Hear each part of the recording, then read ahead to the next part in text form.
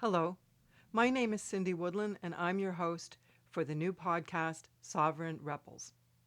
In this first episode, I will explain to you what this podcast will be about. So, sovereign, of course, is about empowerment, it's the highest authority, and historically, of course, that's been in the government, in the church, but it hasn't been in the individual. So there are many people who are awakening to this fact and have been for decades that true power resides within the individual. Even though we know that, it's not very many of us who have actually really actualized that in our lives. We've read lots of self-help books and just sought resources, information all over to find out how do we really truly become the ultimate creators in our lives so that we make our lives be exactly what they want to be. And especially in the case when it comes to resolving any kind of trauma in our lives.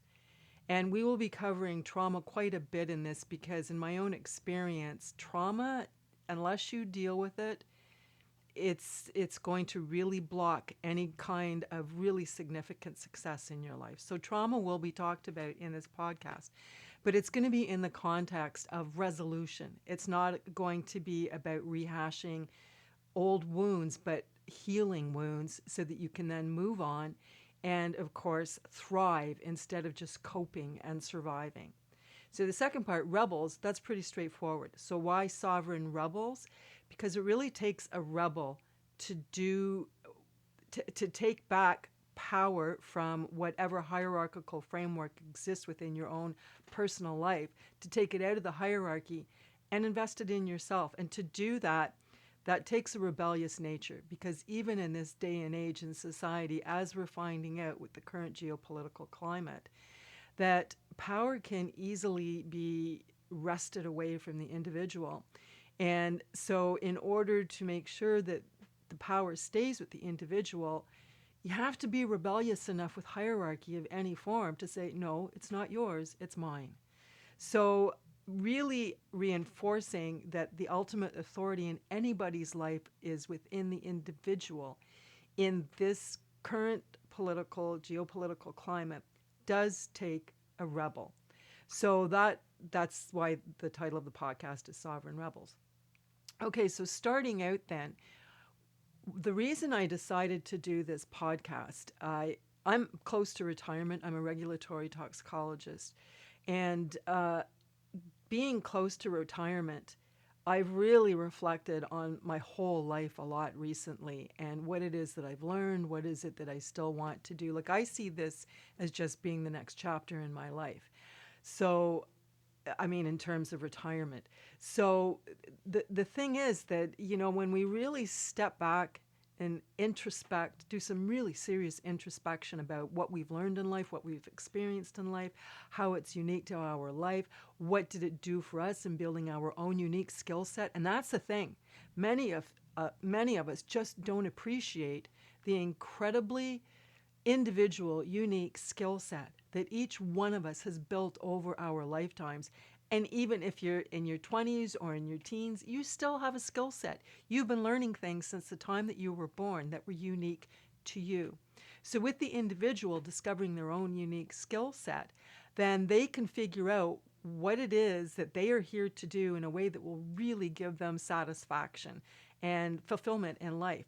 So, that said, one of the core concepts in this podcast is going to be self-actualization. For people who aren't familiar with that, I believe it was Carl Jung. He was a psychologist, a Swiss psychologist, 100 years ago, I think.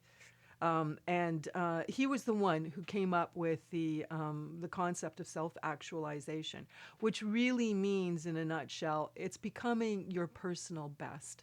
That once you get beyond the basic needs as a human being of food, shelter, clothes, love, belonging, although there are more people who are realizing they don't really need to belong as much as we're told we need to believe, because okay, so this is a bit of a tangent, is that belonging, the concept of belonging to a group of friends, to a group at work, to society, to family, there is an inherent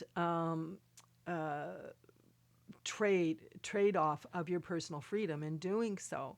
And you can get to a point in life where you realize that you really traded off a lot of your personal freedom, to the point where you don't even really know who you are, because you are so used to being a people pleaser and just, playing a role to make everybody happy.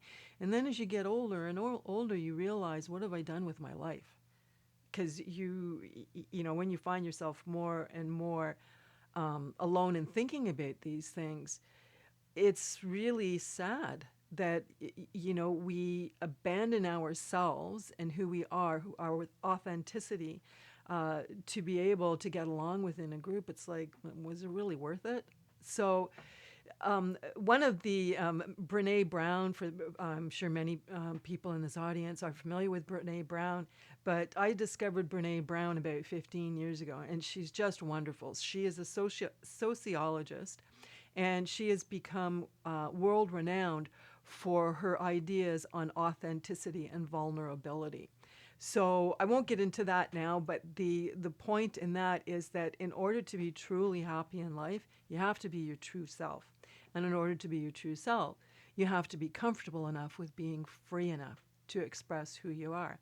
And sometimes that means you're going to be ostracized, because our society is constructed in a way that it's so hierarchically based, and in that some people have greater value than others, and it's about power and status, and although these are cliches, they're unfortunately very brutal truths. So what's great about Brene Brown is that, in what she says about putting yourself out there and being vulnerable, in and being authentic, that even though it can be really painful in the beginning, especially, for some of my gay friends who have come out, and the ostracization that they experienced within their own families was not cool. So it does take courage to be authentic. And by vulnerable, she means that you put yourself out there. You go out on a limb knowing that you're putting yourself at risk in being vulnerable. Like, for example, a woman who is in love with her best friend, and finally puts herself out there and tells her best friend, I'm in love with you. And he says, oops, I don't feel the same way. That's vulnerability.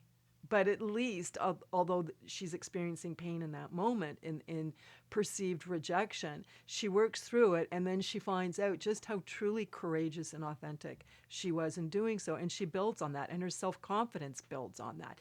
If you don't fall prey to the whole hierarchically based system of value, and personal value, personal self-worth, and anyway, that we will talk about this quite a bit, because it's very core to being a sovereign rebel.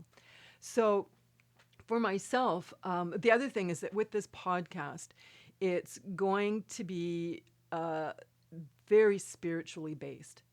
So although I am a scientist by trade, I have science degrees as well as a psychology and political science degree.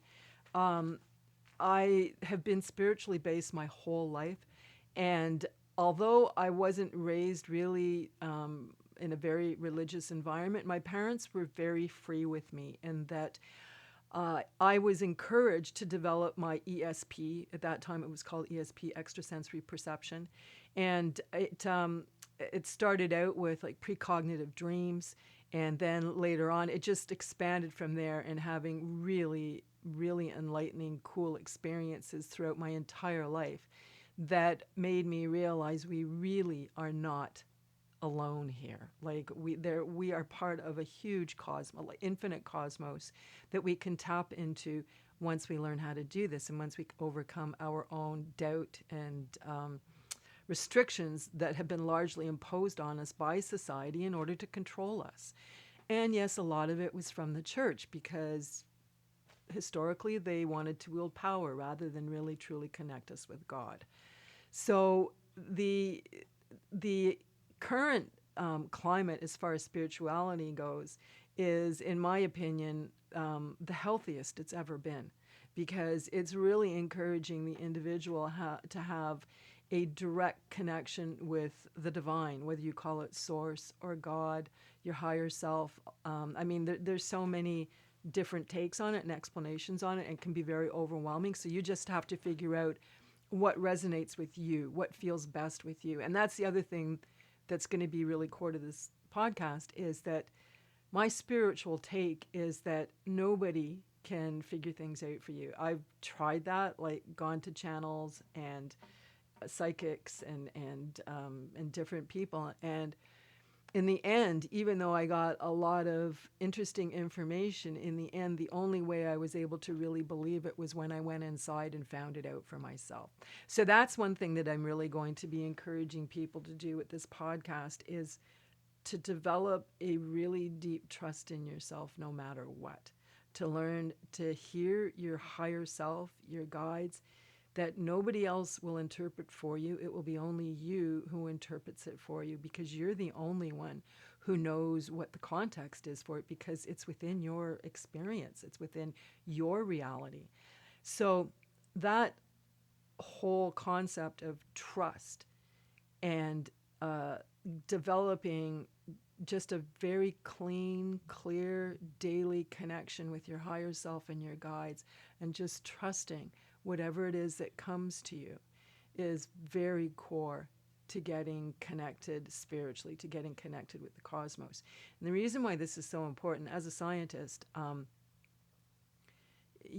there's only so far, this has been my experience, is that when you restrict living and experience to just the physical, it's so limited, and it's so frustrating, because you seek resolution in so many different contexts and you just don't get it, because it's very limited. You're living in like a very limited space. It's kind of like the metaphor, if you've ever heard of it, that there's a pot. I think the way it goes is that there's a frog in a pond, and two frogs in a pond, and one has been to the ocean and one has stayed in the pond. And the one who's gone to the ocean tries to convince another frog who's only been in the pond his whole life that there's so much more, and he just can't do it. So that's kind of the way that I see, what it was like before I started tapping into my spiritual self, compared to just being content with my physical science self, is that it's even less. It's like a drop compared to the entire ocean. So the other thing is that I want to cover in this is that learning who I am in my entirety, in the entirety of my spiritual self. So that means looking at my eternal self. That means tapping into my past lives in incarnations as a human being. It means tapping into my in-between lives existences. This is talked a lot about initially by Michael Newton, the past lives, Dr. Brian Weiss. And then once I was really kind of done with past lives and in between lives, and knew that there was so much more and I just wanted to keep going and expanding, then I was open to interdimensional and galactic experiences, histories, which I've had dreams of my whole life. As a little girl, I used to have these dreams about alien warfare that were terrifying, and I hadn't watched alien movies as a little girl; they just weren't out there.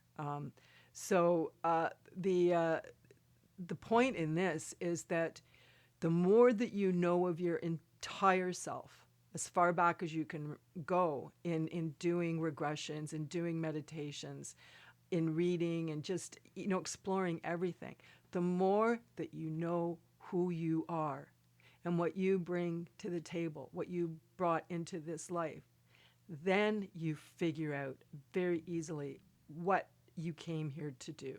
Like, yes, we come here to enjoy life and to experience it, but considering that we've each got these amazing toolkits that we bring into our lives that are unique to us, we want to try them out. We want to use them. We want to use them to help humanity evolve, to be able to tap into that which is needed to become truly happy, independent, and free. So when you understand who you've been in previous incarnations and you see different things that you learn, it's so cool, because it just comes together and you really come to know who you are and why you are here. So, like, just for myself, I know very clearly why I am here. And that came from looking at, first of all, my human lives, and then in between lives, then interdimensional lives, my soul lineages, and my galactic lineages.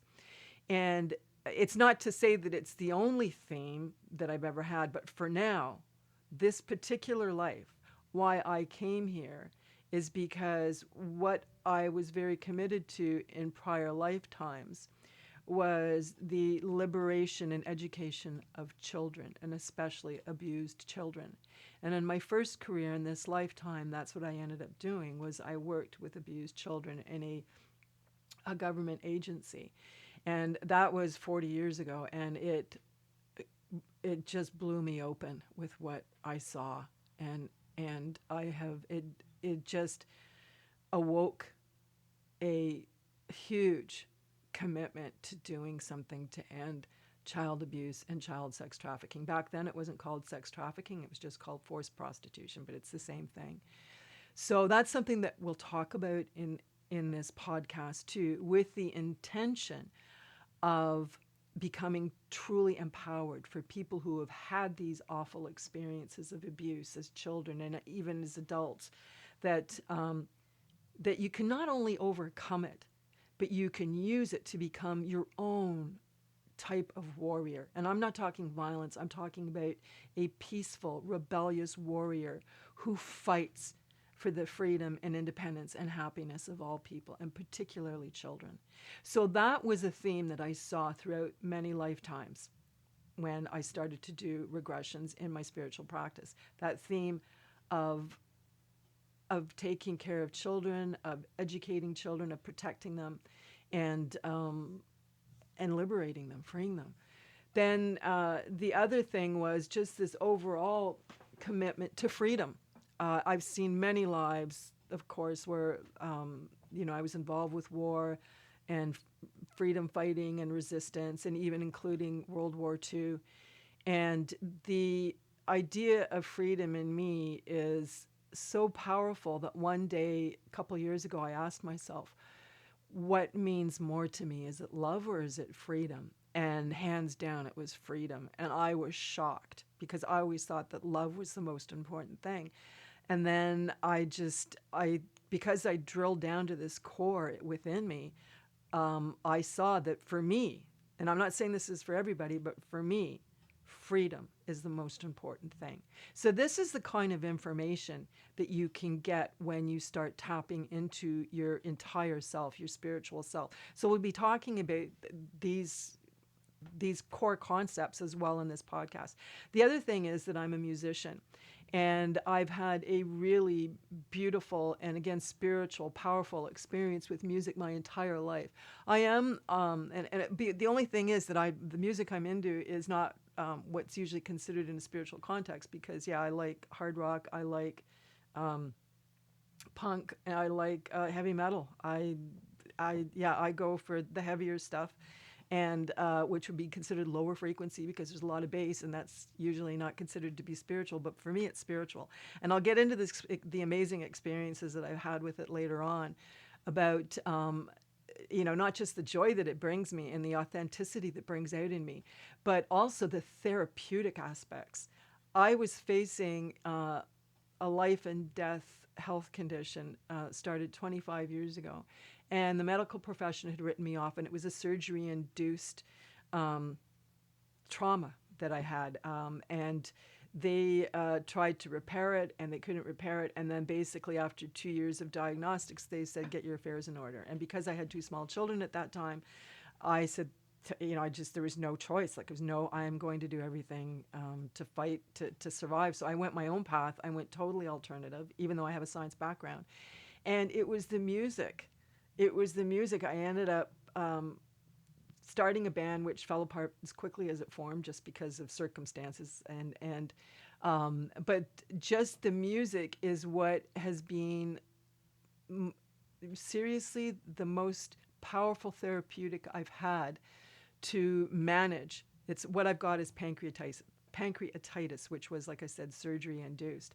And it's and I'm here, it is 25 years later, and I'm doing fine. I mean, I can still get sick, but when I do, and if I put on the right music, it it just does it. It brings me right back up. The pain is gone and I'm back on track. I know it sounds very trite, but it is very, very true. So music is spiritual. It's very spiritual, and even heavy metal. So on that note, I will leave this because I want to keep this not too long for the first episode. And I look forward to seeing you soon. Have a great week. Bye.